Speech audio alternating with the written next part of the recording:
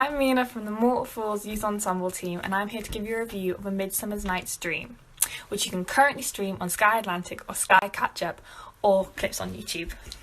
So straight away, I'd say when you're watching it, it felt like you were in a fever dream because it was just so intense. Everything was so beautifully choreographed that it just felt like you were in a dream because nothing seemed real, and I think that really helped with the plot because A Midsummer's Night's Dream follows 4 very strong interlocking plot lines which all revolve around a wedding. It goes between a woodland and a fairyland, which I think is really hard to portray, but they did it so well because the acrobats had Cirque du Soleil elements and they were hanging from ribbons to show the fairies flying and stuff.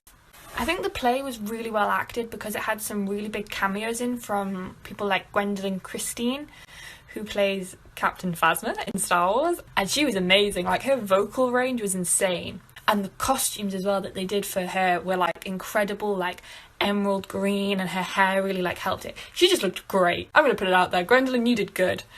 I think when you're working with A Midsummer's Night's Dream, you've got to remember it's a very euphoric tale, and it's very delirious and quite twisted because fairies and that whole sort of paganism was very much frowned upon in the 17th century, and I think it's really interesting how this is pretty much the antithesis of Macbeth and Hamlet. It was completely different to what he did, and I think it's amazing that even today it can be taken in completely new directions.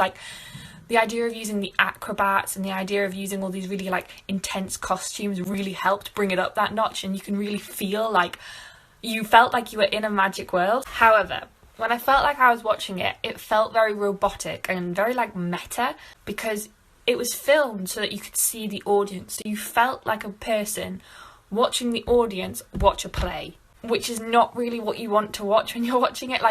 I presume when you see it live, it'll be incredible because you can be there in the moment. But I felt very much I was oh, I'm waiting for the audience to react to this.